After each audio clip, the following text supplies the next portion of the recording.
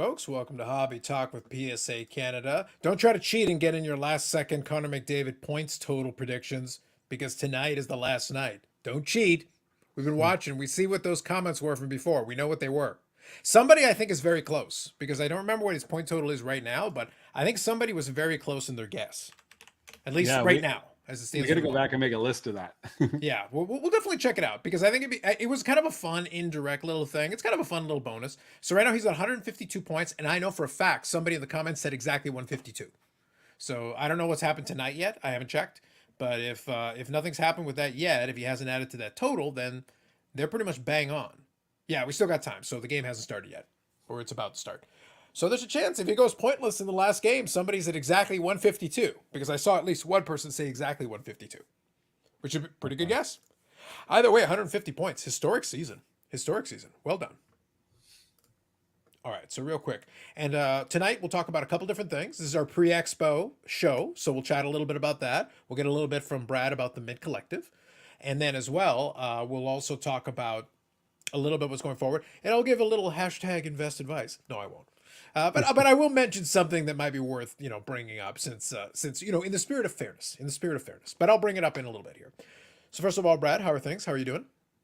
Good. Yeah, it's been obviously I haven't been around the last couple of weeks just because I've been actually traveling on the road. So unfortunately, I got to jump in on the Friday live just a few times in the chat, but that's been about it. But it's been very, very busy, and it's just going to be busier as we continue this journey of show after show after show. That's right. So we'll chat a little bit. Like I said, we'll chat about a couple of things tonight. But off the top, let me get a couple of housekeeping matters. So I've got a couple of images. So I'm going to show you this one on the screen first.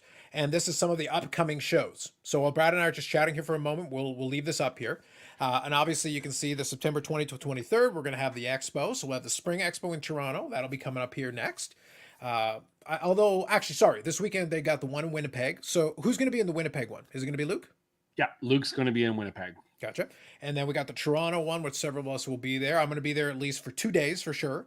So I've already arranged for that. And then Brad and I will get connected. We'll see what happens. I think probably we'll be skipping the show next week, or I think with the Expo festivities and such. Yeah, it's going to be too hard to do, I think. So yeah, we'll skip next week and then come back the week after. Sounds good. And we'll talk a little bit about pre-expo. And then for those of you who follow me on the Friday show, I'm definitely going to have some kind of live at the Expo, although I'm at a different hotel. So stay tuned on timing and everything. I got to figure that out. They made the hotel that I use, Brad, one of the official Expo hotels. I'm like, you screwed me on this. It's like, Menzie, you're going to pay for this. It's like, you don't do this to me. I had to figure out all my arrangements. I couldn't do it as early as I normally do it. So I wasn't able to get my normal hotel. I got one of the other ones, which should be fine. But at the same time, I was like, damn, I don't know what the internet situation is. I don't know. I got to figure all that out. So real quick, so we got Eric here. Good evening. James here. Good evening. Absolutely.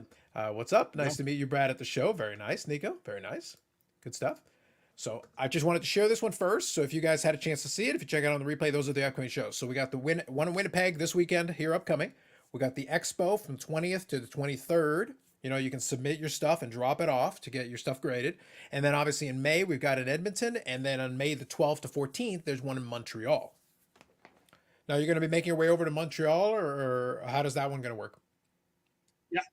Yeah, I'm going to do Toronto, Edmonton, and Montreal, and then after that, it kind of slows down. But we got another big show in May, and then we have our in Halifax, and then we also just have a 2-day show coming up. The Halifax show is June 24th, 25th, or 23rd, 24th, which we're just working on our two. We have 2 confirmed autograph guests.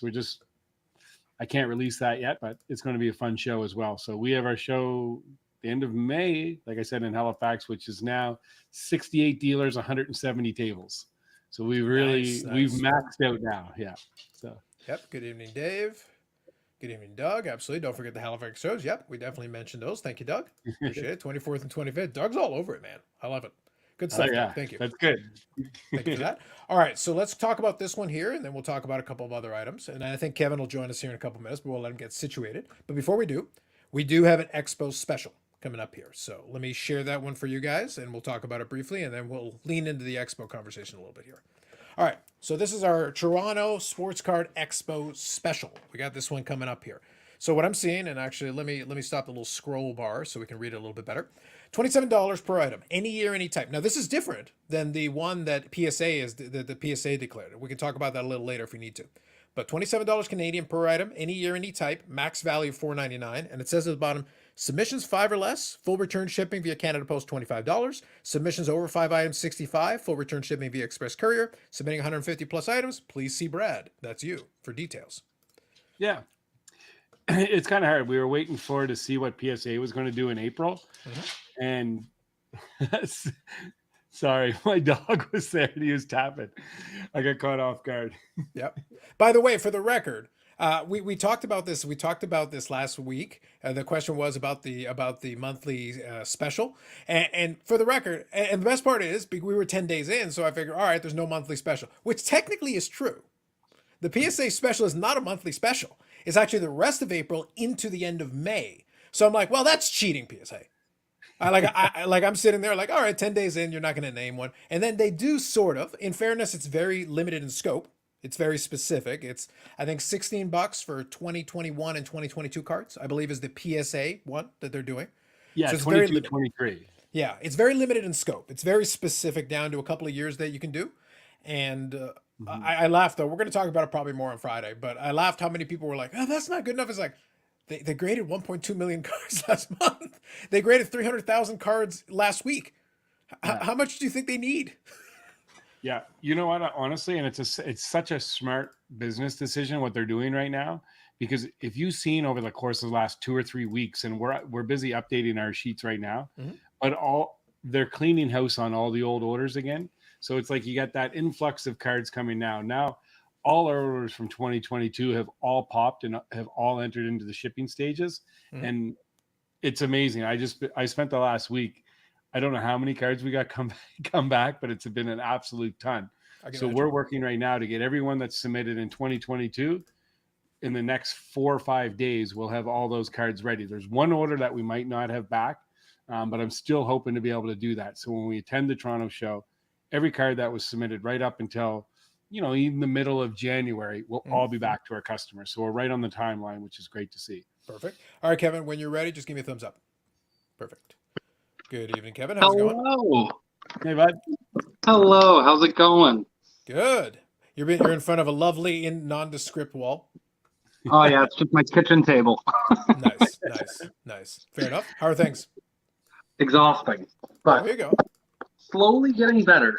Slowly, we're on the other side of things, I hope. There you go. Let me actually ask you a question. Let me ask you a question since I brought this up a little earlier about the whole special thing.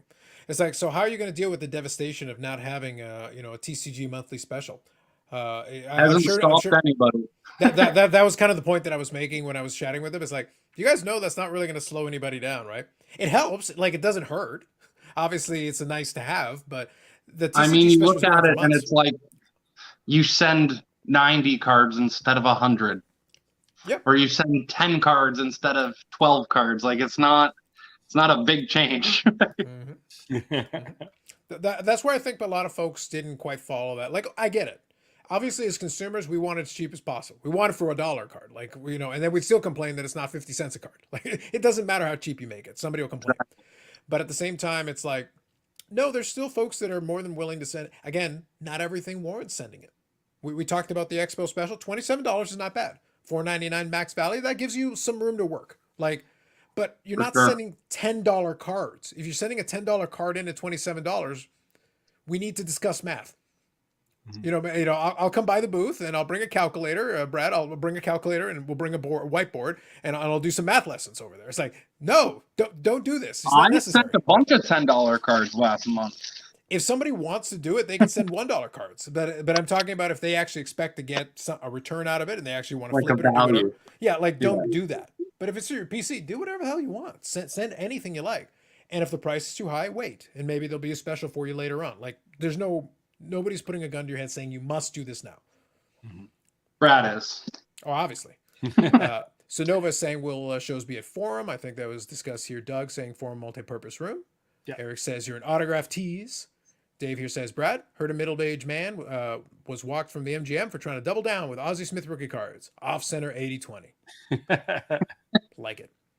LGC here. Brad, 2 holders submitted in 2022 are still open per the sheet. Will they be closed by the Expo? Yes, that's my goal. So that's an interesting one. It's funny when I said that. I always said there's one order and then the reholder one. So yes, I'm quite confident I will have those back. All right, Tom, it'll be an eBay 101. That's right. Good evening, Tom. Yeah. But yeah, so that's a special. Like I said, it'll work for some stuff. It's not going to make sense for everything. It really won't. There'll be some stuff that'll be done. So here Tom says here, we've actually answered this question before, but answer it again here. Does PSA Canada facilitate incorrectly labeled PSA slabs, even if not originally graded through PSA Canada? Yes, we do. It's a service that costs us money, but we offer that to anybody. I actually just took 6 or 7 from at the Vancouver show from a gentleman. So just send them to us. We'll send them in for you to make it easier for you. And when we get them back, we'll ship them back to you too at no charge for you. Nice. And I definitely don't have some, Brad. I know. We'll get them fixed. Oh, we will get them fixed. They were close. Grades are fine. I'm fine with the grades. They started doing simplified Chinese cards. Right. And I've noticed that every time I submit them, they come back as the Japanese label.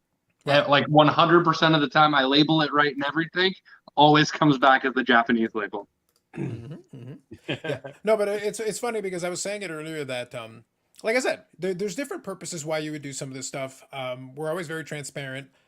I get a lot of use out of it, but I use a couple of different ones. Like I said, when ComC started doing the thing with the CSG, I thought it was really good because there's some cards where that makes sense. Like you can just do it from one, it's already on the platform, there you go.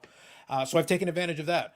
I'll be bringing some cards to submit in. I'm actually going to be taking pretty easy this expo. I got to take it a little bit light, but I'll bring a little bit of money. But I'm also going to bring a couple of cards to submission. I'm going to get some cards from Brad and the team. I'm going to take those in to fix the label. I'm going to drop some stuff off at ComC. Like I got business to conduct and people to talk to and chat with. I promise you, Carlos. I promise you, I will not forget your cards. Mm-hmm. I promise. I made a promise. Are you flying on the Tuesday or the Wednesday? Well, he's flying the carts in a separate Learjet. It'll come back around and get Brad. Exactly. No, I'm flying in on Tuesday, so I should have everything set up because I'm still trying to figure out. Again, logistically, I want to make sure I bring everyone's orders. And at the end of the day, am I probably going to forget somebody's orders, not Carlos's? Absolutely. Like I don't care if you forget everybody else's orders. Yeah. You bring my cards. I don't want it up there with me all week. So. But it's funny. People think that it's just like you can do all these things. And right now, if you've seen the look of our office here, like it's organized chaos, but it's trying to get all these orders together. And then people think it's so easy as well. It's like, yeah, okay, no problem. I'll just pay you at the expo. Yeah, okay. But then that's another transaction that we have to do when we're at the expo. So what I'm trying to do is I'm going to get we've just been working around the clock, get everybody invoiced. And then if you can pay for it ahead of time, that just makes our life that much easier. Mm-hmm. And, and we're obviously waiving the return shipping charges to everyone. So they save some dollars. So it saves us. You got to love it though, when they say we'll pay at the expo, like March 10th. And you're like, that's a month and a bit away. Yeah, I know there's a lot of these things that, again, and understandably people don't think about, but I think that's part of us, even with the podcast, with all this, is to educate people to understand how our business model works. Mm-hmm. And I had a talk with a guy yesterday. I said, look, we do, at the end of the day, we do the best we possibly can. And we want your business, but if you don't like it, then you don't have to use our services, right? Yeah. So it's like, you don't have to submit your cards to PSA if you don't like PSA. Mm-hmm. I've had a guy was pretty mad at me at the Vancouver show, and because he didn't like the grade on his card, and he was verbally mad, and I just said, look, I didn't grade the card, but obviously there's something there. Mm-hmm. It was interesting. No, for sure. And then one other piece though, and this is kind of an open question, this would be interesting. Like again, even though things are quiet for me, where in my neck of the woods where I am and everything, I always try to make time to go to the expo. That's the thing that traditionally, for the most part, I've managed to make it almost every expo since the mid 90s. Like I've made it to every single one. The spring is usually quieter. Now, I expect you guys will still have plenty of things to do. I don't think you'll be quiet, but I think it'll be like a percentage down from the other, just because we'll have less people. Well, I think we'll have less people in the room, but I think there'll be lots of activity. And I think if the dealers price things appropriately and people are there to do business, I suspect that the successful dealers that are well situated for that, I think they'll be very happy. And usually that's been the case. The dealers that aren't prepared properly, they may struggle a little bit. I think it'll be a fun show because it is a little quieter if you don't like the biggest crowds. But there's also a lot of autograph signers, so there may be some people really interested. Plus, we've got our Eric's Olympic hero, Kurt Angle's going to be there, man. Very exciting. I love that. Very exciting. Real quick, I'll read a couple of these here. Tom says, "Wow, good karma. Thanks, much appreciated." Oh, Absolutely. also just to mention, He's your Olympic hero too. no, Brad mentioned that we waived the shipping cost on the what's it called, the reslabs, if it's labeled wrong. But Sherry wanted me to mention we waived the 65 and you just pay Canada Post tracking, which is 30, reduced by 30. Reduced by $30. So you're not paying that $65 courier fee. You'd just be paying the return shipping. She just wanted me to say that. Sounds good. Thank you for that clarification. So Eric here is making a very generous offer. So Brad, take his money and then we'll lose his cards. Even if he's not submitting them, we'll lose his cards. I love that idea. Yeah, I think we can still take it. We can take his money either way. We'll split it 50-50. It's fantastic. It's a great idea. Click the like button. Thank you, Tom. So Staggy Joel here. If possible, Brad, could I send you an email? Wondering if you could get submission numbers connected to my cards that have been graded so I can watch the progress on the spreadsheet. Absolutely. Send the email. Yep, 100%. And that's one other thing too. It takes 3 weeks from the time you submit. Give us 3 weeks before you request for your submission number. So just wait a little bit. If you just submit it last week, because we have to get those cards back, we have to get them entered, we have to get them down there. So it really takes us probably a week to 2 weeks, but if we say 3 weeks, then we'll have it out to you for sure. Sounds good. Your name. Good evening. Hope you're all doing well. Hope you're doing well, name. Thank you. Appreciate it. CC says, good evening, gents. It's the $4.99 value in Canadian and US. Usually it's US dollars. I'm assuming you're still keeping that US dollars? Yeah. Yeah, we don't put it on there just because we want to do everything in Canadian dollars because obviously we're in Canada. But the declared value is in US. And it's a very... I don't know how I sometimes I struggle describing this to people, but right now the current levels is $4.99, and then the next level is regular service, which is $14.99. You're not going to get upgraded if it's $600, $700, $800. Like, it has to be near the end of the next level for you to get upgraded. They're giving you a buffer. The way I would describe it is they're giving you a little bit of a buffer. They're not being stringent down to the penny right now. Yeah, exactly. And it's the same thing on Express, and the next level's up. If you submit at one level down, you're usually pretty good. It's when you get to, if you submit one level down and it's really 5 levels up, then obviously that's going to do it. Yeah. So. Don't do a $5,000 card and try to get away with it, basically. Yeah. Correct. Yeah. Don't try to do that. So Luke, if you're good, just give me a thumbs up and I'll bring you on here. Ooh, Luke. Mr. Luke, we got everybody back tonight. How's it going, Luke? Good. How are you guys? Sounds good. We were already discussing a little bit earlier. We're starting to wind into talking some Expo, and I think you've already committed to opening up like 50 cases of the cup at Expo, right? I think that's what's going to happen. It'll be SPA at the Expo, eh? It's true. That is the next one that is coming out. I was having some fun though. Quick side note. I was having some fun with somebody that was talking about the Upper Deck and the release and everything. And like I said, I've got friends at Upper Deck and they're good people. I want to make the qualifier. You always begin with the qualifier. They're good people. Like, they try really hard. You know, they're nice folks. This is like me being Brad right now. It's like, he's a great guy. It's like they're good people, but their stuff is still really backed up. Like SPA Authentic, I think is 2122, isn't it? I think so, yes. Yeah, it's 2122, and then supposedly before the end of the year we get 2223. So I had somebody who was trying to argue with me. Oh, SPA is coming out on time. No, it's not. That's last year's SPA. That one's late. We're hoping that this year's comes out on time, but right now this year's isn't the one we're scheduled for. We're scheduled for 21-2. That SP Legends set that I love so much. That's the best set ever, Brad. It's the best set of all time, Brad. That's a 2021. That is 2021. The cup was 2021. We're still behind. Like, they're getting products out, which is good. But we're still behind. The products that are coming out are not the new stuff. They're new to us because we haven't seen it yet. But it's a different conversation. Now, do you think that has to do with the printer stuff that was talked about? Yes, 100%. Yeah. I think they're at the back of the line because Panini and Topps is getting stuff out. Because I know that what's it called is coming out. That new Disney game. Oh, Lorcana? Is it Lorcana? Lorcana. And they've already told their distributors that they're not even close to meeting the demand, and they're not even going to try. Who's the distributor? Who's the manufacturer on that one? Ravensburger. Okay, so yeah, so right now what I'm looking at here. So again, 100%. I want to make 100% clear. This is my tinfoil hat moment. This is strictly my opinion. Strictly my opinion. I think Panini has a lot of. I think Panini has money, resources, and Fanatics has the clout that they can both kind of apply a certain amount of pressure on a supplier. And if you're sitting there as a supplier and you're doing business with all of these folks because they print stuff for Leaf too. Leaf has stuff they get printed as well in different suppliers. And there's only a small list of suppliers, relatively speaking. You're looking at Upper Deck and you're looking at Leaf and you're looking at Ravensburger. They're needing some time on the printers as well, like everybody else. But if you got Panini and Fanatics over there who have big contracts, they do a ton of products and doing everything, and they basically say, I want my stuff out on time. And you're the printer and you're getting a lot of money from them. Well, Whose do you think gets put to the bottom of the pile?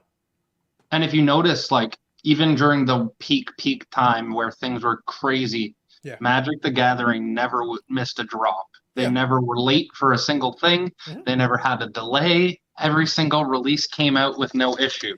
And that's because they were always the grandfathered in #1. And then I think that's why Pokemon just bought a printing company. Yeah. Because they couldn't get more time.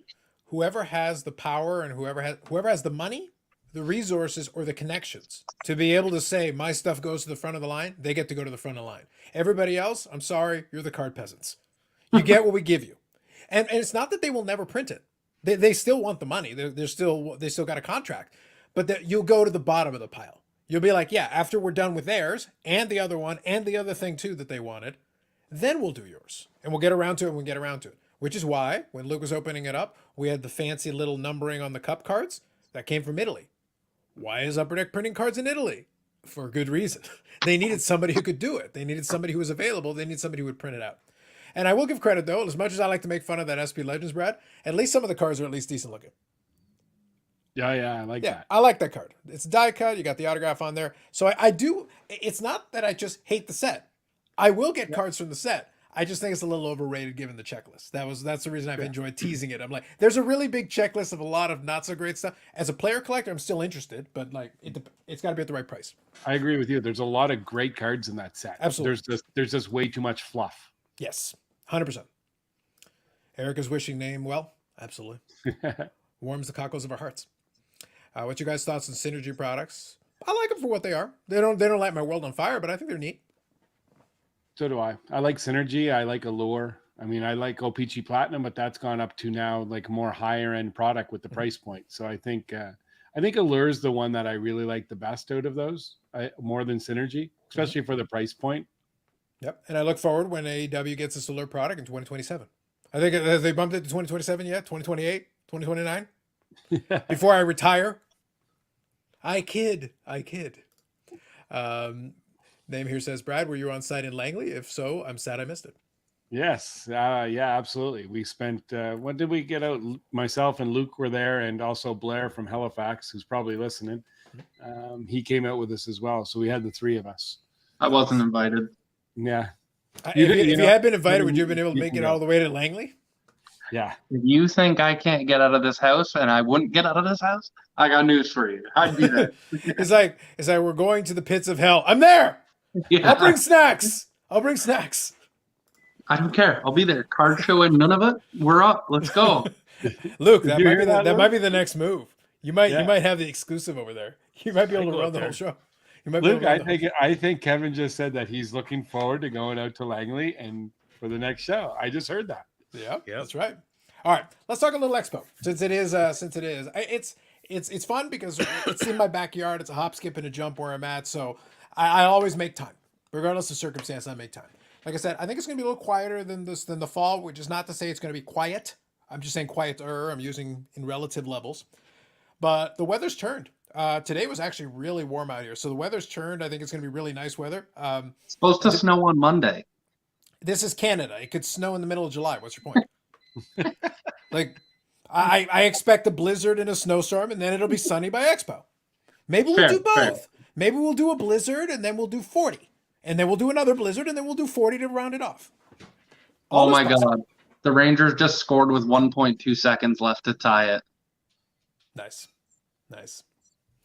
But Yeah, I'm just curious. Obviously, you guys are going to have the presents. We already talked about the special that you guys are doing. Anything in particular you guys are looking forward to? It's always kind of fun doing the twice a year thing. It is the big show that we got around here, and I expect to have at least a little fun. I'm going to do the rounds. I'm going to wave to the people as I walk around and I walk by. It's going to be a lot of fun for me. That's always the enjoyable part for me, just getting caught up with folks and seeing them. It's always enjoyable. But anything that you guys are looking forward to here coming up on this one? Yeah, I'm You first, Brad.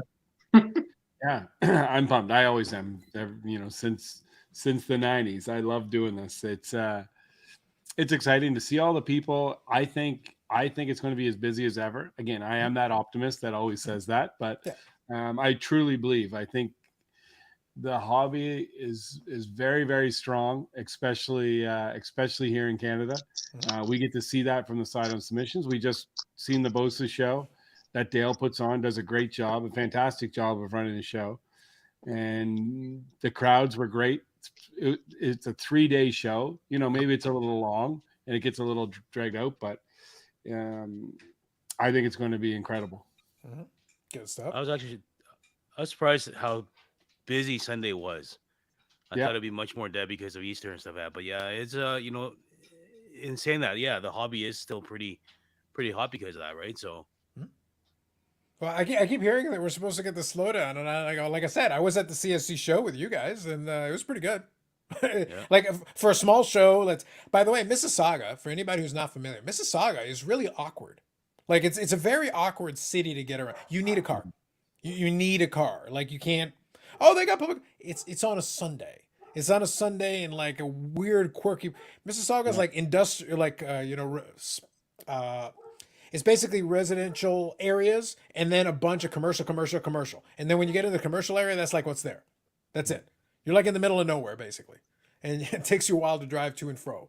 But I think it's going to be very interesting as far as that's concerned. But even a CSC show, as busy as that CSC show was, and as many people were kind of hanging around doing them, then you take it into Expo, which is much better located. And people who are flying in can obviously attend more easily. We got the hotels and all that. Much easier show to attend. Yeah, it's true. And when people ask that, they say, well, what about the hobby? Everyone can be an armchair quarterback and give their opinion. I just base my opinions based on facts from what I see. So Vancouver show, crazy busy. Every show in Halifax right now, we're getting more and more people through the door. PSA Canada is taking in an absolute ton of submissions. AMG Collectibles is doing fantastic. So I'm like, it's not me just a pipe dream. This is based on facts. So. And I'm also like looking at it as a small scale, eBay seller. If I price stuff correctly and it's in line, and the stuff moves, like it moves. So it's like, all right, well, I'm not sitting here like buying a second house on this. That isn't my goal. It's not my job. But at the same time, it's like I can make a little money on the side, like during the slow time. Imagine if we were in the boom. Heaven forbid. Oh my goodness. That's why I'm going to drop off some stuff at ComC, because I know some of that stuff will move if you price it down at the appropriate level. It's like, oh, these are like $3 or $4 cards. Guess what? Put them on ComC for $2. They go. You make your money on that. Real quick, I'll get caught up on a couple of these comments here. I read Eric's 2-on-2. I wanted to get to it, but I needed to finish our points first. So hey, Brad, my brother Jimmy told me that his elusive grading order finally got updated on Halifax. He's wondering if and when he'll get billed. Wait for your email. Yeah. So we're kind of in the crossroads tonight. Normally I wait till I physically have it here, but I'm trying to get every order back. So I've been updating them daily, and there's been it's been 30 or 40 orders every day. So right now what I've done, they could be in transit to us in Halifax, but I've gone into the master. We're going to update it fully by tomorrow afternoon. Everything will be done for the weekend, but I put everything that I think I will not think, everything that I know I will have back on Monday before the show. I marked it in Halifax. So we're going to work on those. So that's Nico. That's going to be up to Luke should answer that question actually, because that's a Langley order, that 415 that was stuck in Q2 or 425, Luke. Oh, yeah, okay. That just shipped today. So I'm hoping I'll have that tomorrow. If not, I'll have it on Monday. I will. Luke, you're leaving Tuesday too, right? Yeah. So just bring it if you can. Bring it. I don't know when. Yeah, they're driving out, right? So yeah. I'll bring it to. To answer the question, I guess it will probably be 2 weeks because Luke's not going to get that order done and invoiced it's going to be at least a couple weeks. Mm-hmm. Now, CC here is asking, will the PSA Canada booth be located in the same area? I think it's a different configuration again. No, we changed up the configuration. Is it the same hall? Are we doing the same hall? Yeah, That was a same different hall. I thought it was a different hall. That was my remembrance. I could be mistaken, but I thought it was a different hall. So it would be a different configuration. Even it could be similar, but it would still have to be a little bit different to account for a different hall. We can double check, but I'm pretty sure it's a different hall. I could be mistaken. No, everything's the same. The same as last time? Okay. Yep. Fair enough. Then I guess if it is the same configuration last MCC, then that's the answer. It'll be the same. Are we by the door again? Yeah, we're in the exact same spot.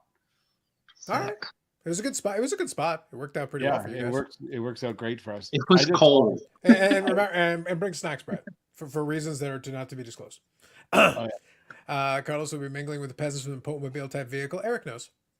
It's facts. It says Nico here says, Luke, Sunday was busy because all of us didn't want to pay the 10 or 20 bucks. Yep. Fair. I was in Vancouver last week with the family, didn't plan well enough and have a chance to stop at the Bolsa show. And Eric says, shame on you. Facts. Logan, good evening.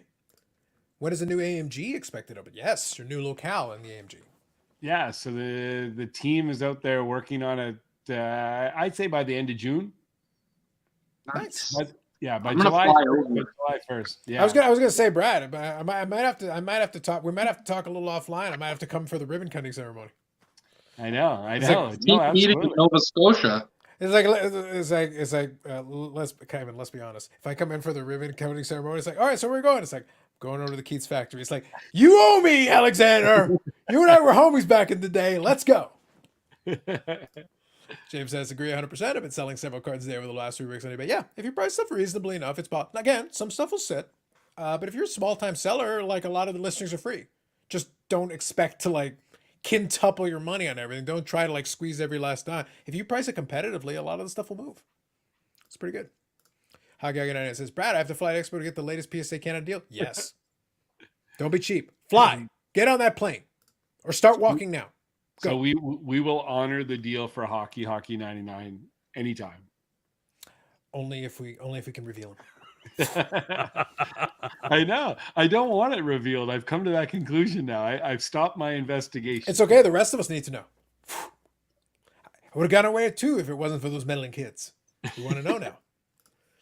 Is this a second AMG location? It's moving the AMG location from it's the same mall, right? Same mall, yeah. Yeah, just a different unit in the same mall. Brad, are you shipping any submissions before you come to the show? Yeah, I don't have anything here for you right now. I shipped everything. You got your box today, right? No. Oh yeah, yesterday. No, I shipped you stuff today. Okay. Yeah. No, I don't. Yeah. It'll be there tomorrow morning. Yeah. I don't have anything for you right now that's here. I did my list. I'm just updating the sheets, but yeah, no, I'm shipping everything, or I'll bring it. Whatever I have for you, Kevin, I'll bring with me. I know. I meant 2 PSA. I didn't mean back. That stuff will come back when it comes back. But yeah. So everything that we had, we shipped yesterday. Yeah, we shipped everything we had up until yesterday. It's all gone, and then anything we get now won't be until after the expo. Okay. Perfect. Hockey Night says, Brad, I might take you up on this. We have spoken in person a few times. It's the one with the Shockmaster mask. That one. I know. That was Hockey 99. But there you go. I think like I said, I think in that vein it'll be fun. It's always I always enjoy it. Now, to be honest, I generally enjoy the spring one a little bit more because it is, like I said, marginally quieter and the weather's better. Usually, again, Canada, anything. If you could say blizzard for 4 days, and I believe you. I have no reason not to. But generally speaking, it's usually a little bit nicer, the weather-wise. Although the last one was pretty good. Last time around was actually pretty solid. I was very for Fall Expo. I was pretty pleased with it. I think it snowed one of the days, didn't it? Yeah, but the first couple of days were really nice. Like one of the days was like actually really warm. I forget if it was the first or second, but there was like it was actually really good, surprisingly. I'd like to see how this one's going to be because you know what, we've had a few upper deck releases. I mean, obviously with the Expo is like more hockey stuff, related things or whatever. But I mean, having Series 2 come out like 2 weeks before, SPA coming out like I think on Wednesday. Yeah, it's this week, isn't it? Or next week? Yeah. Sorry, next week. Yep.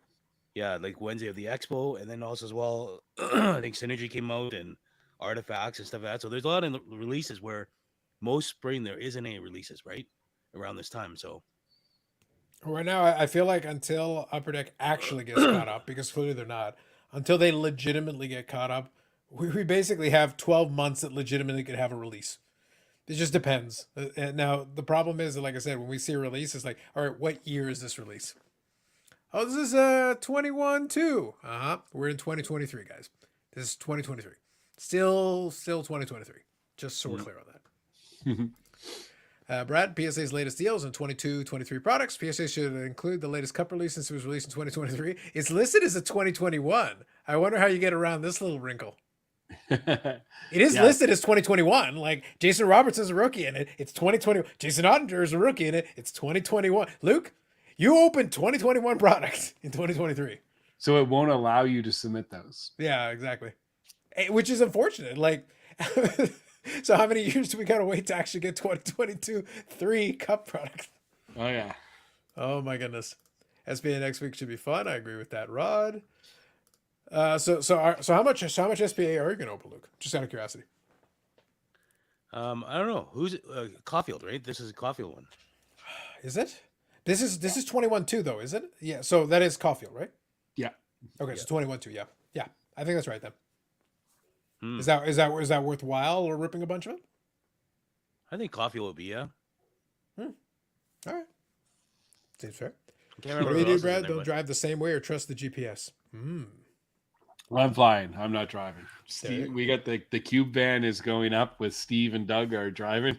Yeah, I'm done that. That was last year driving up and back. That was You're over trying to stuff that van full of things that yeah. We couldn't get a cube van. It was a nightmare. Like we actually thank God for Steve Menzie because we left half the booth and sticks and banners and everything else he took for us and stored because I have your cooler, Brad. I'm bringing it. Yeah, and thank you and Kevin and you took that, so that's good. Yep. All right. Yeah, it seems like they should make an amendment for the cup. Why would PSA care about Upper Deck's problems? The special is 22-3. It's the year's listed as 2021. If you make it 22-3, Robertson isn't a rookie, and all of a sudden it's worth a little bit less. Yeah. So panel, any Jeff Wilson card submission to PSA Canada? Are people excited about his card? Luke, how many Jeff Wilson ones are you submitting? Oh man, Luke, I thought we were going to open cases at the Expo. Like, let's go. Let's get ourselves a Jeff Wilson card. Did you get your second box yet? I'm still thinking about it. I got to be honest. I got to see what the local one has it for. I don't want to go out of my way. Like if I walk in and it's like a reasonable price, like all right, fine, give me the box then. Because like my channel, the folks on my channel will enjoy it. I could literally open it on the live stream. People would enjoy that. It'd be fun. Like I said, for what it was, I thought the product was fine. I thought the product was decent. Is it something that I would go out of my way to chase every year? No. But I thought they did a decent job with it. As a person who's a baseball fan, I enjoy the product for what it is. But I could see folks having some issue. But again, the influencer cards, like I don't care, man. They're one in every 5 or 6 boxes at best. You could open 2 or 3 boxes and not get one. Or you get one. I was watching Corey Vic from Show My Slabs. He was trying to get to pull Tim's card. He was opening up 3 or 4 boxes. They are tough to get. Yeah. My understanding, again, I don't know what the odds are. They never revealed it. Yeah. What I'm understanding, what I'm hearing is every 5 or 6 boxes. Right. And there's 5 in the set. So, the odds are against you. You're not likely to pull one. Whether you want one or not. Kevin, I have your lint brush still. There you go. Thank God. I've been looking for it. There you go. Bruins beat the Habs. Eric is very excited about these regular season wins. Very excited. CK. Brad, the PSA website states the pack crossover is not available at the moment. Yeah, I don't know. I just know we don't want to take pack crossovers. We really don't. I mean, we will if the customer wants, but I really just don't want to take crossovers in general just because of the low success rate. So we will take them, but I always explain, hey, there's a 10 to 15% chance it's going to pass, but that's it. You're on your own. Nice. When are we going to get a special for coin grading? Yeah, these are all things that are in the works with the collector's umbrella for us. Look, I'm sending my coins to PCGS with due respect. Yeah. They're also owned by collectors. Just saying. My coins are Pokemon coins, so Oh, I understood what you were going with it, but I'm just saying, like PCGS is under the collector's umbrella too. I'm going with the coin grader. It's like, have you heard this? The "Ruin the Hobby I Love" song, Sports from Yep. Radio. Do you have it? Do you have it like on loop on a playlist? Do you have it on your workout playlist? I do. Do you know, like, honestly, I have to say this, that I'm bad with this. Anyways, things get stuck in my head. Okay. When I just read that, I just played it in my head again. And now that's all I'm going to think about. Terrible. We're going Very to talk too. We're going to mention the Mint Collective. Yes, absolutely. So hang on, I'll read these last couple, and then yes, let's talk about that. Thank you, Brad. Look at you for remembering the formatting of the program. I know, I paid attention. Logan, Braden Point with 50 goals. That's awesome. Like I said, I've been appreciating this season. It's been really good for a lot of 100 point scorers, 260 goal scorers, a couple of 50 goal scorers. I'm liking it. Went over 3 on SGC 10s to PSA 10s. Didn't crack in, however. The question is, how'd you do on BGS 95s? And what kind of subgrades did you have? Moving on. Brad, an average over the years, do you think you'll get more Gretzky rookies submitted to Toronto Expo or submitted directly to you during the year? Ooh. You know what? It's probably close. Probably at the Toronto Expo. You get them in kind of stacks. You do get them in like stacks. I know, but I have a lot of guys that buy a lot of them and they collect them and they submit quite a few as well directly. But it's probably close, probably 50-50. Nice. I like it. Dave says, how many points did McDavid end up with? The game is still happening. Right now, the game is still on. As we speak, there's still a possibility. Does he have a point tonight? Yep. All right, so he's at 153 then. So right now he would be at 153. So I'm not sure if anybody got 153 in one of the previous guesses, but I know there was a 152 that just got passed. I'm 154. Okay. Well, that's still in play. As of now. There's still time. All right, let's talk about it. So nothing happened in the main collective, Brad. Can you tell us about us anyway? Tell us about nothing happening in the main collective. It's funny. I was going to reach out to you and I just simply didn't have the time, but I wanted to do a little, maybe even a 15-20 minute recap of the Mint Collective because I wanted to put my 2 cents on it, what I thought. We went there obviously as a bit of a March break family weekend as well. And we had an absolute fantastic time. And I enjoyed myself at the Mint Collective because being in the industry, I knew a lot of people, I had great chats, et cetera. But we as hobbyists, we can't market that as a card show for people to attend. No, not as a card show. It's got to be, it's a networking event. If you treat it as a networking event, it makes sense. That happens to have a card show attached with it. That makes sense to me. Yeah, no, absolutely. But at the end of the day, I think we should really state what it is so people don't get that wrong. It's a networking event that you get together with your friends. It's in Las Vegas. You gamble, you drink, you do your thing. Like that's what it is. I've seen 5 or 6 people that flew down from Canada at the Mint Collective with the perception that it was going to be very educational towards them.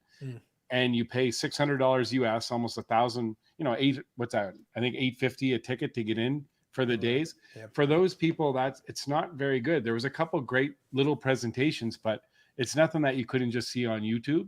So I think painting this as this was, it's the greatest event. It's not. It's an awesome party and it's fun. But if you're in that space, if you go there and you don't know anybody, it's very hard to introduce yourself to people. It's a clicky thing. The groups that are together, you have your clicks going in different directions. Again, I don't want to be that negative person towards it, but you can't. And I had talks with a few influencers on it, and they kind of looked at me and, one influencer said, well, you just got to be positive about things. You can't be negative in the hobby, Brad. And I was like, there's nobody more positive that I know about this hobby than me.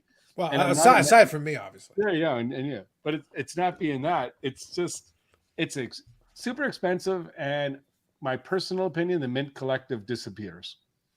Could be wrong, but I just don't think you'll see it again next year. Well, next year, I would be surprised if they wouldn't run it again next year, but I don't think it'll become profitable.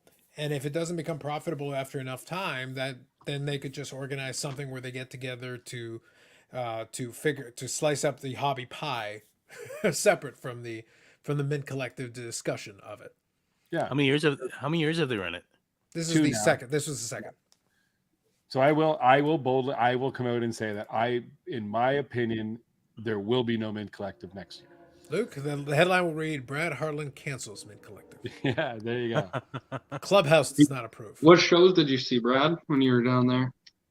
I missed a few things because I had things lined up with some of my friends. I know Menzie was there as well, I think. Yeah, Steve was there. It was awesome. And Mike Lupa, I spent the night with the guys from Dave and Adams, which was always fun. Myself, I had a great time with Ryan Hogue, the president of PSA. We spent 2 or 3 hours. We had great chat. It was I thoroughly enjoyed myself, but that's because I'm heavily involved in the industry in a lot of different fronts, and I know these people being around for 30 years. My thing is just don't portray it as something. If you're not involved, you're not going to enjoy yourself there, and you're going to just spend money that you shouldn't have spent. So that's okay, whether they have one or not. I aspire, Brad, if everything goes according to plan. I plan to be there for the Mint Collective next year, and by that I mean Vegas. If they happen to have a Mint Collective, good for them. But I'm there for Vegas, Brad. Okay, I'm there there you for go. Vegas. There you Priorities, my friend. Priorities. All right. So Nico says, "How many? What did I say, Carlos? Did I say 153? Want me to check the video? Hey, go check the tapes, man. If you got the call, we'll have to go look. I'm not sure. Okay, here you go. It says correction. I said 155. Well, it's still in play. It's still in play. We'll see. Bobby Burrell, good evening. They had great snacks, though. I know. Crazy. $600 submission. You can buy a couple low-grade caramel Hall of Famers with that. Psh, but you're lacking the knowledge, Dave. The knowledge. Is Collectibles going out of business? Their CEO ran away. So I don't know what that means. They ran the show. No, there is hosting sponsor. That part maybe go away. The rest of it, we'll see. Eric says, we must have the Mint return. We have to see what Beckett does next year to destroy their company. We have the National. Patience, Eric. We have the National. There's still time. Look, my job here in this capacity is not just to slag Beckett. That's what Friday is for. But the point is, so Brad, just out of curiosity, so from your perspective, what did you hear? Obviously, we did chat a little bit, even though we weren't able to have a full-fledged formal chat. You did hear a little bit about the Beckett thing. What was the vibe? Like, what were people talking about as far as that's concerned? I want to get the opinion in the room from whatever little discussions you had of it. Honestly, just confusion. Mm-hmm. And yeah, it was just confusion. That's valid. That's valid. Yeah. And when we talked about it, Carlos, I did say at the end of the day, when you do something that you realize isn't right in business, to own up and come out and say, okay, to cancel it, it's hard to do that, but that is the best thing. But it isn't the first time though, Brad. Like they've literally done this same thing before. We're like, then don't do the thing. Yeah, no, 100%. And there was lots of amusement. People enjoyed themselves at this. Yes. But at the end of the day, we could sit here and say, yeah, mistake. That's just not who I am. I'm not going to do that. But I will say I do give them credit for coming out and saying, all right, you know what? We made a mistake. Let's back off and see what happens. So I think competition in any business is good. And I'd like to see some of these other companies keep improving. So I think that's fair and a very diplomatic answer. It is. Yeah, it is a diplomatic answer. Tune in on Friday for a less diplomatic answer. Just saying. Just throwing it out there. I'm going to refrain from further comment. Luke, anything you want to add? Nope, I wasn't there. Mm-hmm. Yep. Not a boy, Luke. Way to be diplomatic. Yeah. Less diplomatic answers tomorrow night. Less diplomatic answers. Dave says, Brad, do you think Panini keeps going and switches to unlicensed card post 2025? So this is in a scenario where they don't sell already ahead of time or whatever. The deal get done Fanatics. So let's talk about this for a moment here. Let me read these real quick here. There's a collectible. He left. Yes. Supposedly a few others leaving also. That's right. He left collectible? Yeah. So I'll see if I can get the exact phrasing, but he's definitely said he stepped away from collectible. I'll get the exact verbiage from his post. I will tell you. Urza Levine. So I didn't know that, and I still made now my thoughts of collectible, the Mint Collective being there again next year is even more. I'm even more confident in saying that. Yeah, makes sense. Here we go. I'm excited to announce that I've accepted a role as CEO of an emerging technology company within collectibles. Backed by great opportunities, I look forward to unveiling our plans at the National Chicago and sharing the new product with the community. Stay tuned. So that's the most recent one. Okay. Let's see here. I want to say, okay, here we go. I'll actually show it just so you guys can see, just since we talk about it, since we brought it up. And then there's actually another thought that I have as well that I want to quickly share. So this is from Ezra's Twitter page. April the 7th. 3 years ago, we started building a collectible app 3 years ago with the idea the greatest collectibles should be accessible and affordable to collectors and investors of all income brackets via a regulated two-sided marketplace. To my Rockstar team, in future years, we accomplished major wins, blah, blah, blah. Our goal is to elevate and educate. Very long here. We've always been and continue to be challenged. I strongly believe we are on the ground floor of a massive innovation. All good things must come to an end, though. As of this week, I'll be stepping away from the business to pursue another opportunity. To my Rockstar team, all of you, it's been a privilege of a lifetime to represent and lead you each day. Your work product speaks for itself. So that's kind of the short version. I skimmed through it a little bit, but that's effectively the statement that he put out there as far as that's concerned. So obviously that's a big deal as far as that company in the space is. It was also a thing that I always struggled to figure out where their niche would actually be, because it's a very limited scape. And if the market isn't booming, and we're not getting these big sales all the time, and you're creating this thing just a more expensive version of a product, trying to make it into a commodity that way had some issues. It was going to create a bit of a problem. Yeah. So that's kind of a question that I would have. Have you ever talked with, like, I've never talked with him before, but he's carried himself on everything I've ever seen. He's an incredibly smart guy, and he's carried himself very well. So yeah. I believe it. As CEO, I'm sure he did the best he can. I just didn't know that the business model would make sense in the long run. Yeah, that was always my thing. I didn't think the business model was the thing. So let's talk about the Panini thing, though, because there's a couple of avenues we can go with. So there's a couple of pieces to this, and we talked about a little of this last week. But let's bring everybody into the conversation here. Obviously, we've had the long-standing rumors. There was rumor months ago that it looked like something was about to happen. That was the first thing that was going to supposedly happen. It didn't happen. But then we go forward. Now we've got the thing where the rumor came out that Topps was going to release a basketball product in 2022-2023. So this season, quote unquote. So the question becomes, is that licensed or unlicensed? Next. Then we move forward and we hear coming out of the Mint Collective, newsworthy event that it was, Brad talks some people out of running away from Panini. Running away, I think Brad is personally responsible. Like, Brad is like, run while you still can. Go to our Fanatics overlords. I mean, go on. And then they did. They followed Brad's advice and they went. They ran to the Fanatics overlords. So the timing of it is very interesting. You do the Mint Collective as a representative of Panini, and then they resign from their role at Panini and then take up similar type roles over at Fanatics. So we've added that piece of the puzzle. Again, my long-standing theory has been that there is some kind of an arrangement or leverage being applied as far as the suppliers are concerned for some of these other companies. And basically, Fanatics could make life very difficult for somebody like Panini. Panini has the resources. They can hang in there. So that's kind of to Dave's question. The question is, so if Panini hangs in there, they can hold the license until the very end. They could hold it to the bitter end. At which point, though, the value of what they're doing there drops. So every day that goes by and we get closer to the end of the license, they lose leverage. But at the same time, they still have the ability to hold it. But Fanatics could make their life more difficult. If you keep poaching their best talent, their decision makers, their folks that are doing it, you're making it harder to run your business. It's ruthless, but it's business. That happens in business. So kind of open it up. So just top level. Thoughts, Brad? It feels to me like Fanatics is starting to put the screws and slowly putting in the squeeze. You know, not like outwardly declaring war, but they're like, okay, we're just going to keep turning the crank on this and making it just a little bit harder as we're going along. Yeah. No, honestly, you summed up to Sal, I think. I don't really think I can add too much more to that.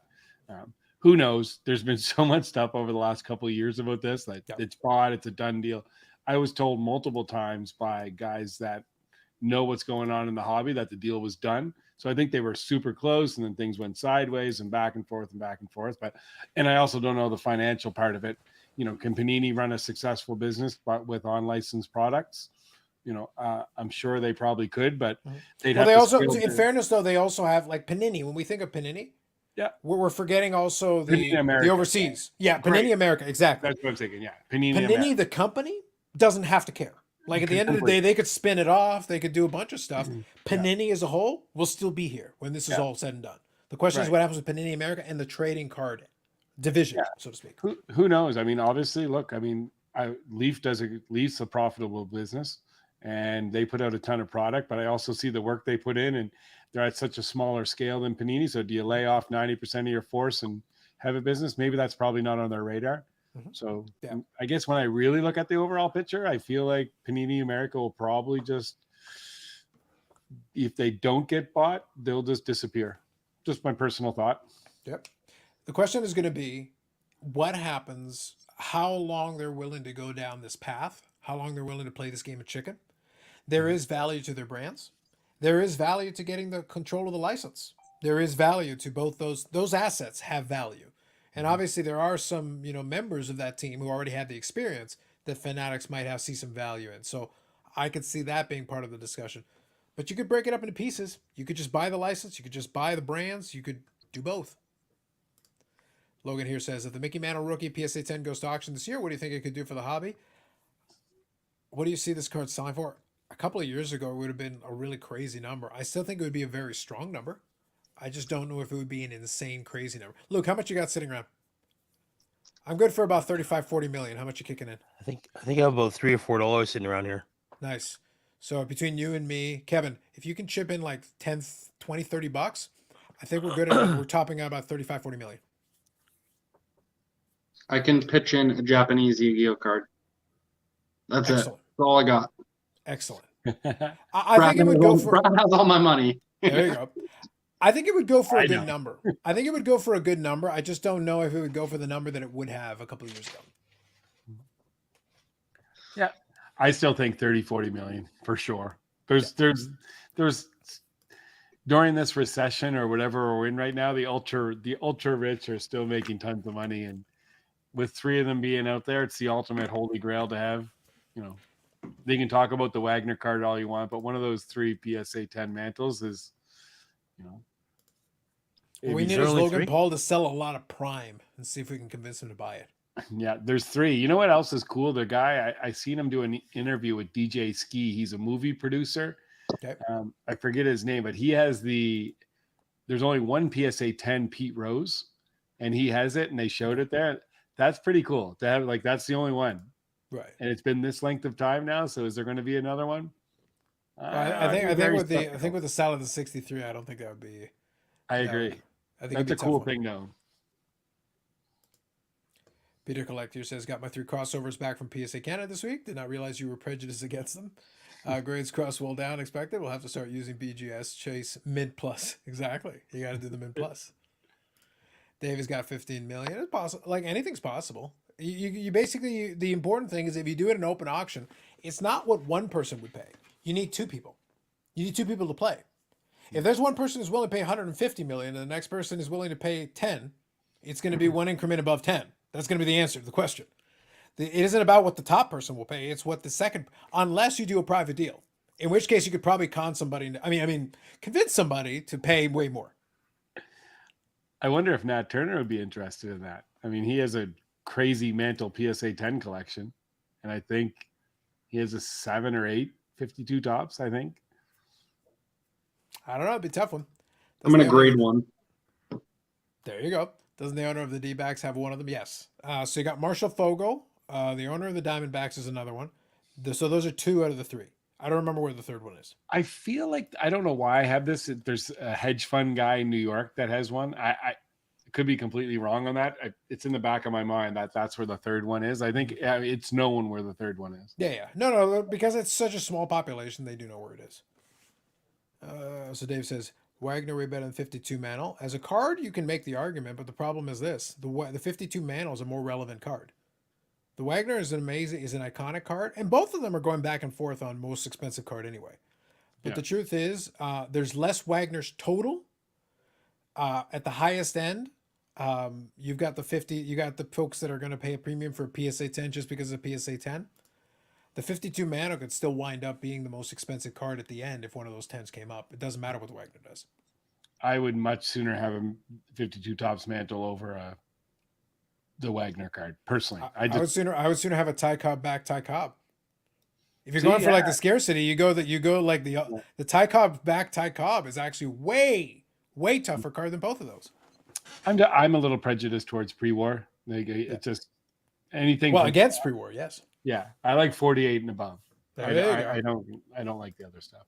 There you go, Dave. Per Brad, the pre-war does not exist. I know. A lot of people get on my case about that. I just don't like it There you personally. go. There you go. Now, I was gonna so we talk about the Men Collective. It was kind of interesting. We already kind of laid it out beautifully. I think it's what it really comes down to is it is very much a you go there to meet up with folks. You go there to network. You go there to chat and talk shop and build it in, and then take a little vacation on the side.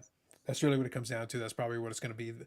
We'll see. We'll see if it actually ends up being anything big down the road. We'll see if they go your route. It'll be kind of interesting. I have one. What's everyone's opinions on the trailer for Ken Golden's show? You mean the one that I'm going to be doing reviews about?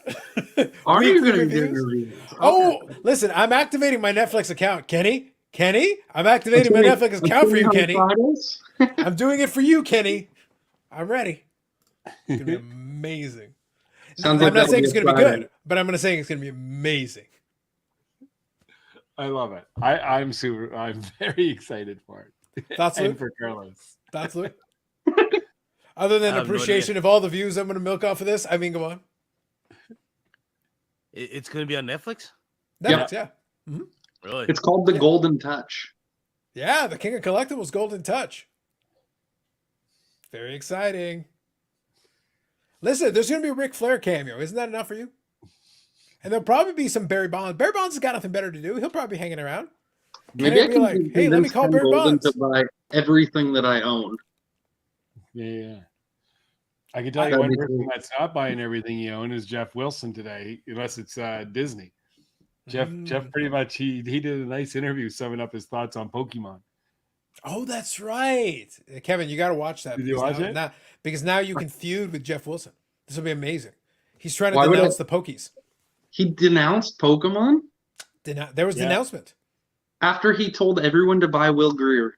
He denounced Pokemon. Oh, you have to pull out the Will Greer. Everybody has to pull out the Wilbur. Yeah. You want me to pull out other people? He's down like everything he's suggested has gone negative. But do you know Listen, what? I think his Boba Shit of the Dodgers still has legs. Yes, I agree with that one. But at the end of the day, this is what no one has even thought that. Well, sorry, I'm sure people have thought this, but at that time, what you would have paid for Will Greer and what you would have paid for Kyler Murray, Will Greer, if Kyler Murray just kind of goes off into the sunset, I have heard this angle where Yeah. you actually lose less with the Will Greer one than the Kyler Murray. absolutely, So technically speaking, he may end up being correct. yeah, only because Kyler Murray is such a disaster. yeah. Could you imagine if he did a little analysis on market movers? It's like it turns out that Kyler Murray is now at 0 and Will Greer is at $1. I win. I'm just saying. I saw his not maybe not this one about Pokemon, but his what's it called, like the hot takes of the week kind of thing that he does, and his little ticker. 4 of the top 10 movers were Pokemon cards. So I don't know. Yeah. Look, this isn't a controversial take. Don't take investment advice from Ralph Wilson. I'm not even giving additional context. I'm just saying, don't take investment advice from Jeff Wilson. Don't do that. Don't do the thing.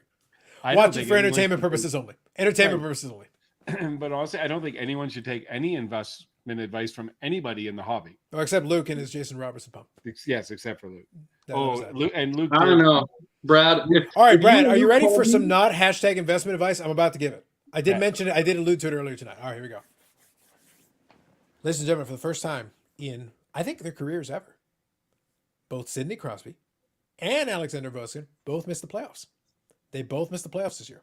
Now, I've already talked about how Ovechkin, I'm crossing my fingers. I hope he breaks the Gretzky record. He's still tracking well towards it. He had a good season, even though he had time off and everything this year. There was a lot of stuff going on. Still ended up like 40-ish goals. Like, that's still really good, especially at this stage of the game. That's still really good to try to get you. We know it's going to be multiple years no matter what. So I think there's going to be a lot of that. Here's what's going to be interesting going forward.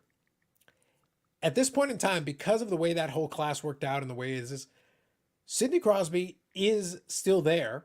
His career is kind of winding down, but he still played extremely well this season. He was still over 90. He was still over 90 points this year, and he's at 550 goals.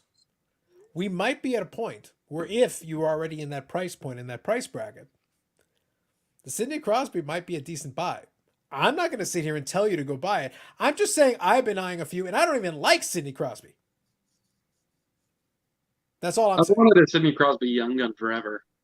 Like, I'm just going in there and looking, I'm like, is this a reasonable buy now? Because the Hall of Fame case was already made. Like, that wasn't the issue.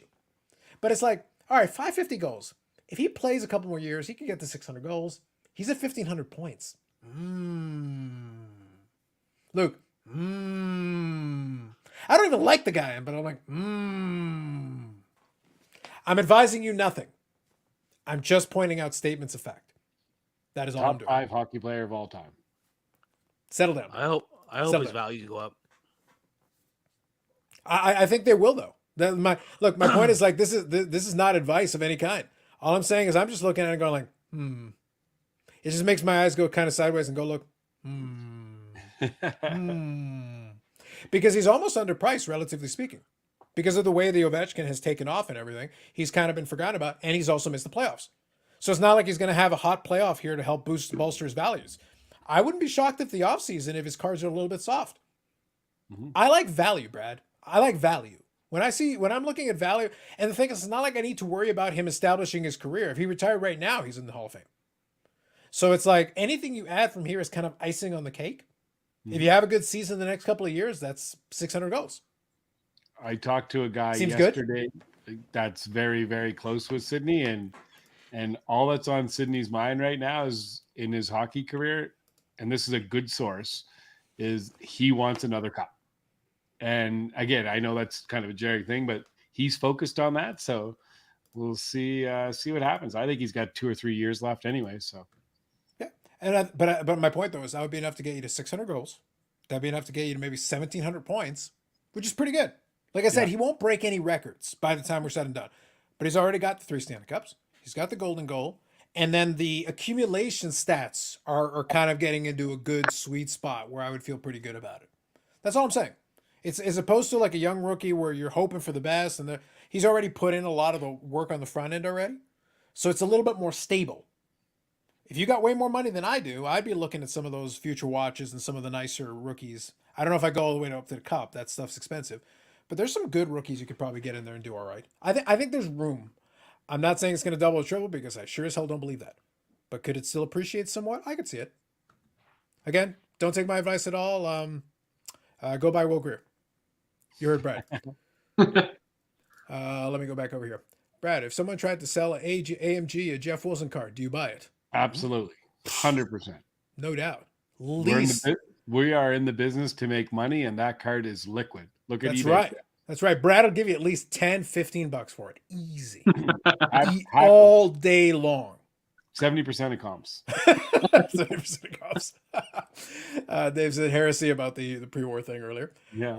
I collect cards, make collectibles not for me. It's for people that want to see it higher in the industry. Psh, we all want that. Plus, we can get to go to Vegas.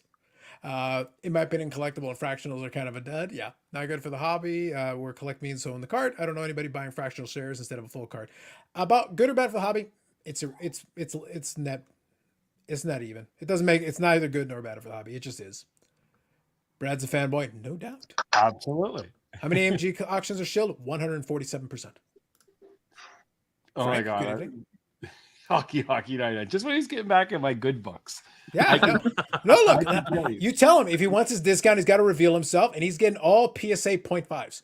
Absolutely. And I can 100% say live on camera, tape recorded, anything. 0 shill on AMG bid, eBay. So that means I get to buy all my Sidney Crosby for you at like 70% comps. Let's go. Man, Let's dude, go. every Sunday I get like 5 or 6 of my friends buy cards from us all the time, and they always laugh. This sucker, I get that for $5, or it's worth $50. There's always some card that goes cheap. So, yeah. So Rod says, could he hang around long enough to get to 2K? I'm assuming you mean Sidney Crosby 2,000 points. No chance. no. Like he'd have to pay like the problem is he's at 1,500. I think he's what 35, 36. He's like 36, right? He'd have to hit the Russian gas for sure. Yeah, like here's the problem. Like I'm being serious. Even if you want to play this out, he's got to play well into his 40s. Again, he had a good season this year. He was at like 90 points, which is really good. Yeah. Let's say I think a more realistic view is next year he could replicate that. If scoring is up right now like it is today, I think you could probably I think you could probably see him in somewhere 80, 90 points this year. So he'd be close to 1,600 the following season, and then maybe 1,700. And if he decides to play until 40 or close to 40, I could see 1,800. I could see 1,800 and change. He could get to like where Messier is. Because wasn't You'd Messier need like like an 1,800? you'd need like 10 more years probably, Yeah. accounting for like downturn plus Pittsburgh kind of on the upper age, probably looking to rebuild in the next couple of years. There's no chance. Maybe Yeah, I if they think- trade into the Leafs. I think the problem that what it comes down to, like in all seriousness, I think the issue is just that I make the joke about it when Ovechkin was doing his thing.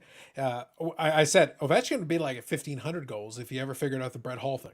Just figure out the spot, just stand there and just do one-timers. Like he gets to 1,500 goals easily, demolish all the goal records.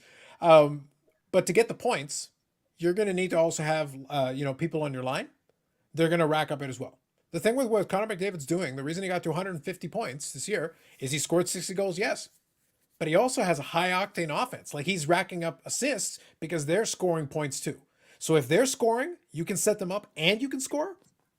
That's how you get to 100 points plus easy. Yeah. No, definitely. Leon Draisaitl is absolutely outrageous and gets completely overshadowed because of Connor McDavid. Well, the thing look, here's the thing about that team. Again, I don't pay attention. Like they're the Oilers in Edmonton. Edmonton almost doesn't exist in my world.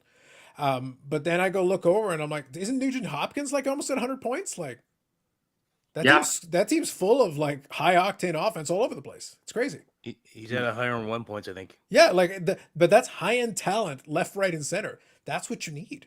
Like if you And have no that kind of- goalie.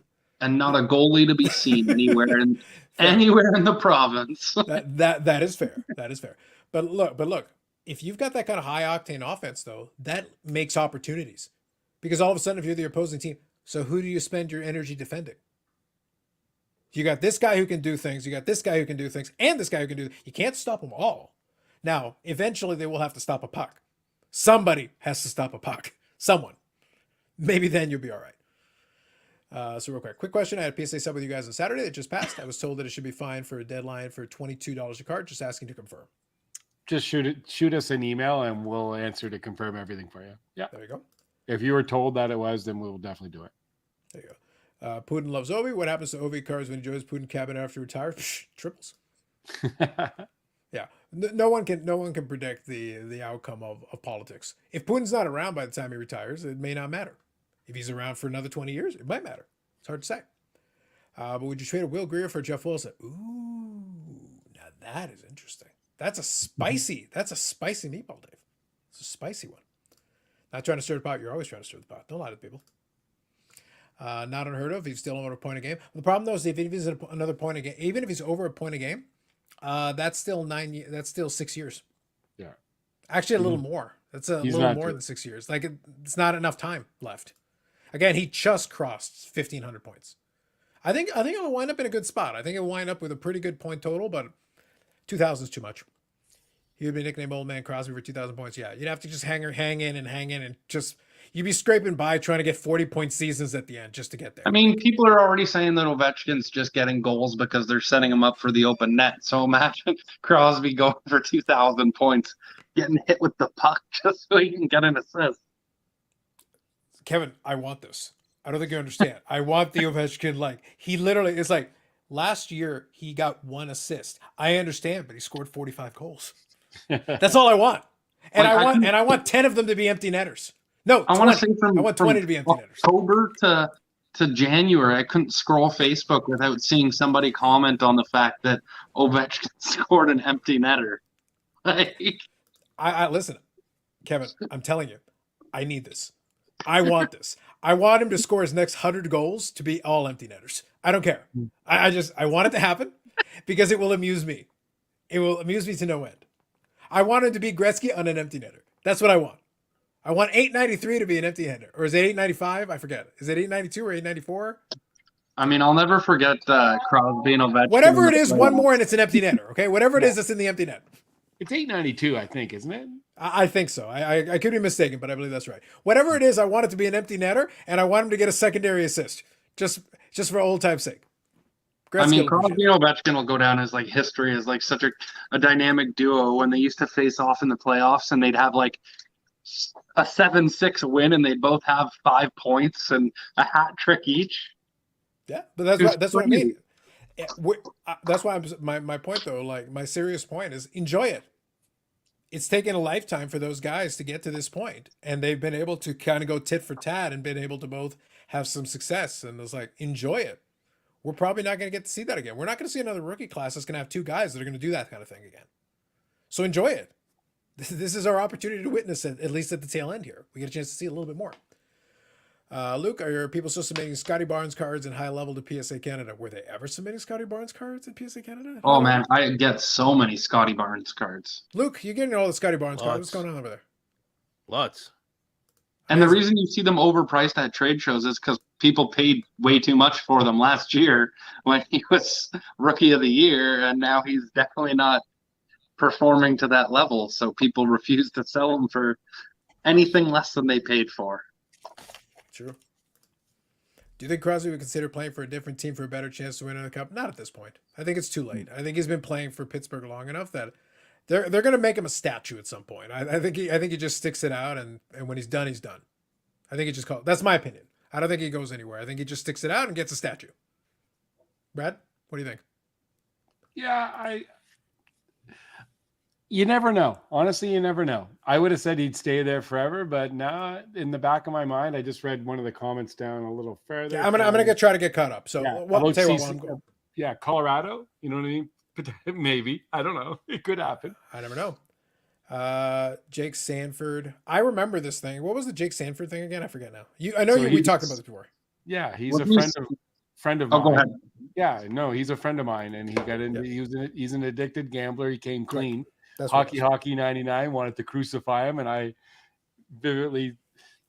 adamantly stuck up for someone that's battling an addiction like he has. And now he just did a Sportsnet article, and he's come clean. He's trying to make his career on the right path. So hopefully There you he can succeed.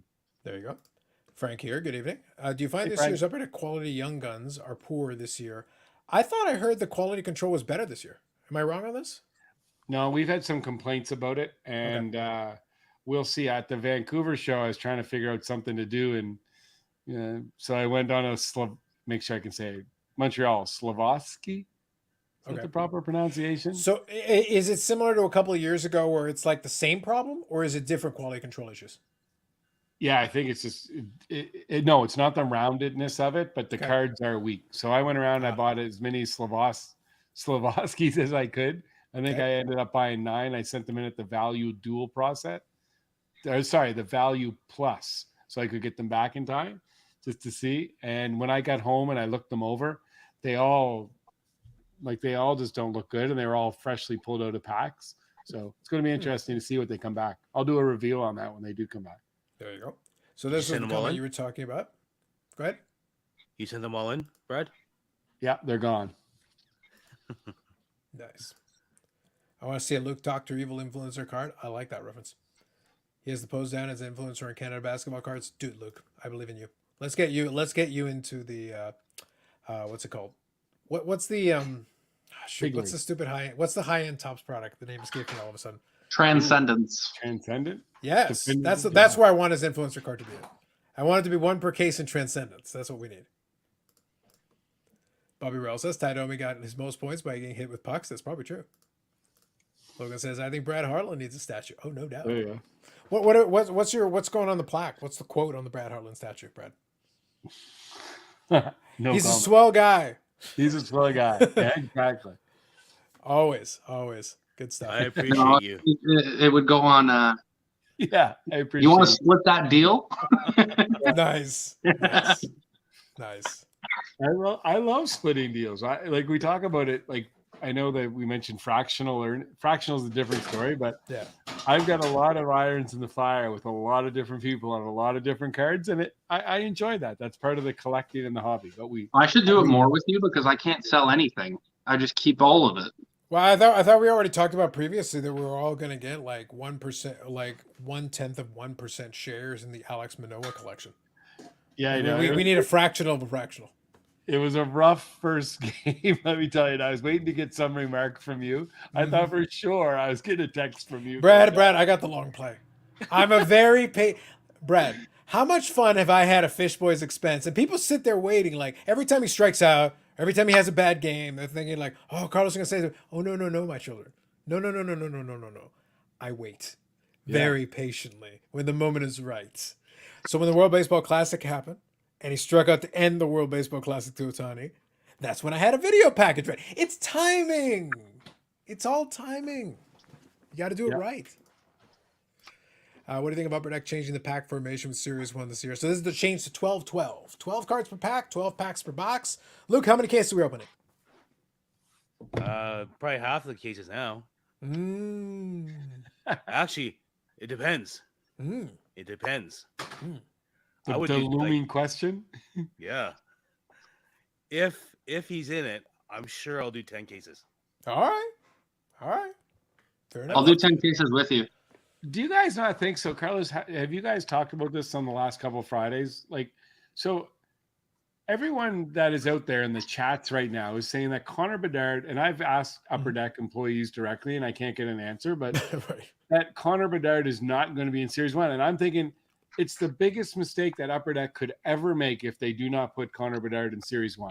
It's No, ridiculous. I agree. Like if you're gonna do a new format, Yeah. you put the chase in there, especially with the one-on-one thing. Yeah. Because people will lose their minds over it. Luke will buy 10 cases. You know, Kevin will split with him like 1/10 of 1%. I'm in for a pack easy. Like there's money to be made, man. Money to be made. So I'll tell you, when I was talking to my rep, he said that he's pretty confident that it's not, and they've been told not to disclose whether or not it is because they don't know. But he said he doesn't think he's in it because they're trying to push Series 2 and extend it and stuff like that. So putting the biggest guy in Series 1 pushes Series 1 and kind of doesn't have anything for Series 2. I don't think they have anything for Series 1 if they don't put him in it. I agree. You're changing That's the what I format. think. Then what's the point of Series 1? Then everybody's like, all right, ignore Series 1. Look, if Yeah. they don't put him in Series 1, they might as well put him in Extended. Oh, Yeah. he's Like, going bold. seriously. I like where he went there. That would be I the don't biggest. I don't hate the idea of bullshit in the having world. him in Series 1 and splitting some of his parallels into Series 2 if they want people to buy both. Like No, but it they should have be no the problem standard. making. It's ridiculous. The standard should It be is. his canvases in Series 2. That's Yeah. how it should be. That's how it's always went. Now they're getting away from that. It infuriates me actually. It infuriates me the talk of him not being in that product. And I think, Kevin, what distributors are doing, this is all my personal. I'm looking at it from the outside, looking in. They're protecting their ass so people don't go crazy on ordering. No, anyone can order what you want. You only got so much product at the end of the day. But all of a sudden, by this, it's okay. Maybe it's a question mark. Let's see the people that are going to commit to Upper Deck and buy Series 1. Let's see if they don't think Bedard in. Like you say, I want to buy 40 cases of Upper Deck. For your store, you want to buy 40 cases of Upper Deck Series 1 hobby if Bedard's in it. I'm just using that as a number. If Bedard's not in it, how many do you want to buy? I don't have CDD, so I'm just going to buy it all off of you anyway. Well, no, I'm just saying, if you did, no, honestly. Yeah, no, I agree. If it was me, I'd buy 5 versus 40. Just like Exactly. with Pokemon, if it's a big set, I'd buy 5 cases or 150 cases. Like I understand completely. It's the boy who cries wolf. I think that they're just putting these, personally, I think these rumors are out there and they're going to see who's going to commit to order in Series 1 anyways, and those people will be rewarded. I think what's happening right now, this is a trial balloon. I think they're trying to figure out if Brad will say they're not good guys. And they're like, I will. and they're like, that's it. Cancel everything. Put them in there. Yeah. It all comes down to how much am I going to buy at Walmart when they put the those mega boxes on sale for 50% off. But they never will be. The product's going to sell out. Everyone's going to go. It will absolutely drive me insane if Connor Bedard's not in there. And I see. I'm fired up. There you go. Now you got a second win there. Will next Thursday be PSA in real life from the Expo? I doubt it, Bobby. But look, you know what? I'll be honest. Brad and I will talk.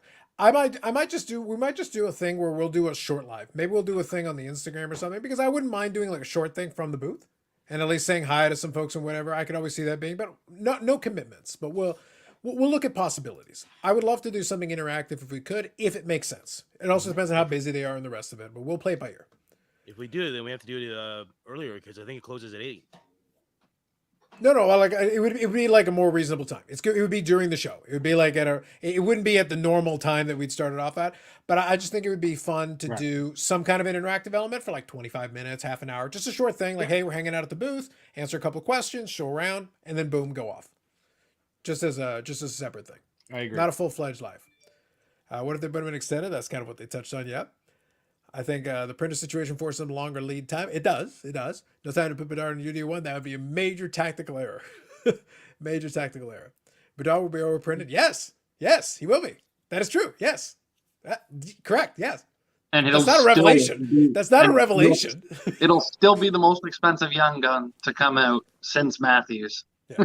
They could do a special insert set of Bedard and put one in every pack. Don't think for 1 second they wouldn't think about it. We'll have to see. So we got Luke Davis here. Matej Michkov, be Bedard's Ovechkin. There's a name I've never heard of, so I'm not in prospects. You have an idea who that is? He's a Russian star, a junior. I gathered that from the Michkov. That's about as far as I can get with that one. He could be.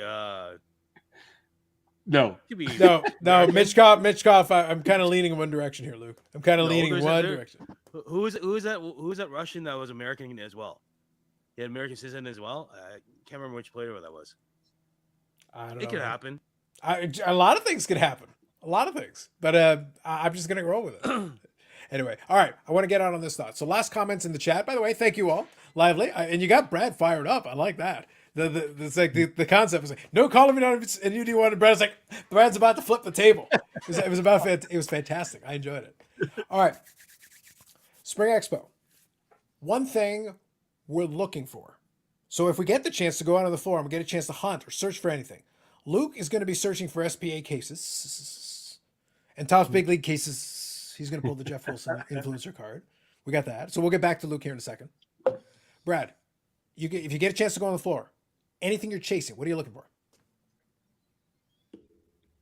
Just my usual things. Yeah. Sets you're working on, the usual thing? 66 Tops hockey, PSA 8s or above, if they're out there. 16, 17 orange platinums, 13, 14 blue PMGs. And now, after freshly back, I was going to say one little. I'm going to try to complete the set. This is the. Is that Simpsons? Yeah, the Simpsons. Ah. So I got these back from PSA that they're all graded. So I like to get. I don't even know how many's in the set. I got 9. So. Is that what year is that? These are 2000 Inkworks. Oh, okay. Oh, okay. Not bad. So yeah, super fun. I'm going to try to complete that at some point. So, how many cards in the set?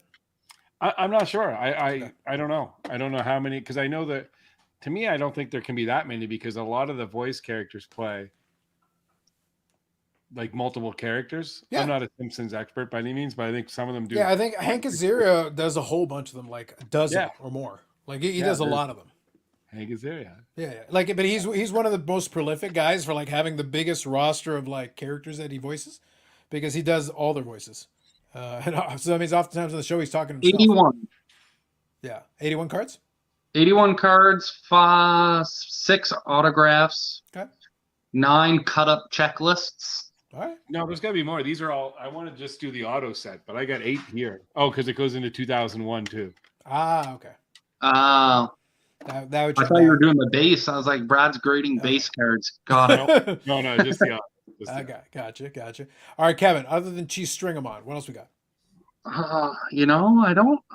Any Pokemon. I'm probably buying a first edition set on the Wednesday before Expo, so we'll see.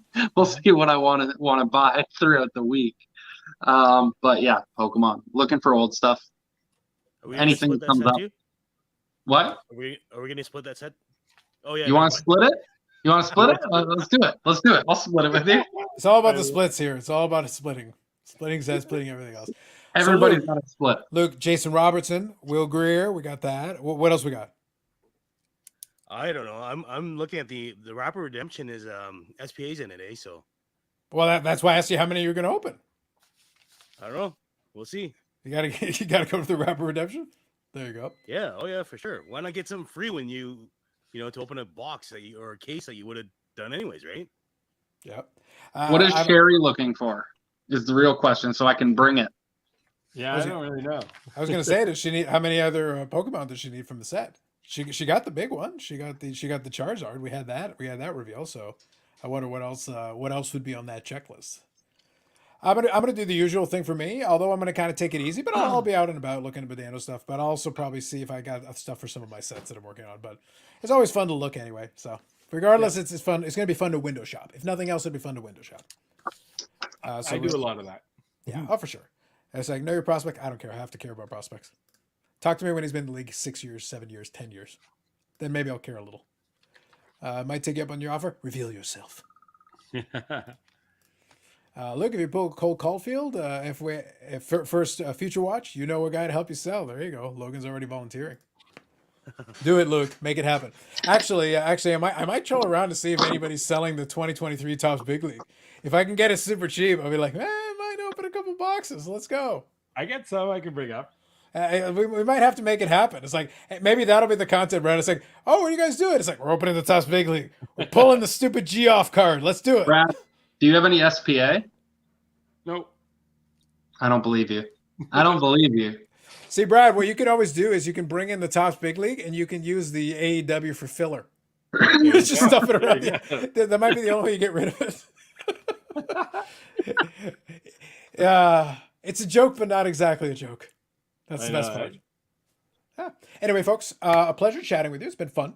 This time has actually gone by really quick tonight, so it's actually been a lot of fun. A lot of good questions and thoughts. It is going to be fun. We're going to have fun at the Expo. I will guarantee this. I will put this out in the world.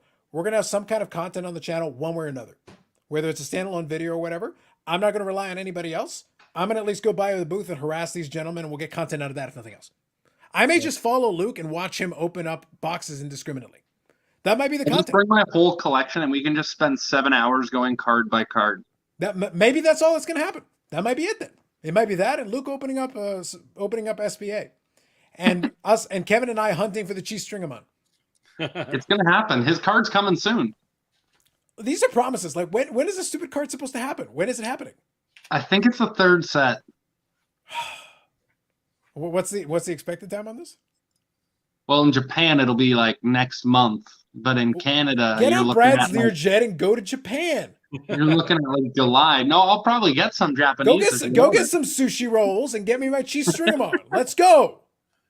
I told you, I'm going to get one and I'm going to grade it. You better. And I'm going to sell it to you. I'll give you $1.95. You can have Canadian or American, your choice. Or I can give you 195 yen. I like the yen, you know? There you go. Logan, hello, Sports Credit Investors. That's right. Good night, James. All right, thank you all. Appreciate you. Like I said, we'll figure out anything. If anything comes up on the channel, we'll include it in there. Just don't expect a live necessarily. If we're able to give you something, consider it a bonus. But otherwise, you can follow the channel, follow the social medias. That's the easiest way, because that way you'll know if we're able to do anything. Just don't expect anything scheduled for next week. And then the following week, we'll do a recap of the Expo for sure. We'll be able to come back and do that. That part I'm very comfortable in. Next week, though, we'll play it by ear and see how it goes. We'll figure out something. I just remembered. Sorry. Go ahead. Firehouse subs. Yes.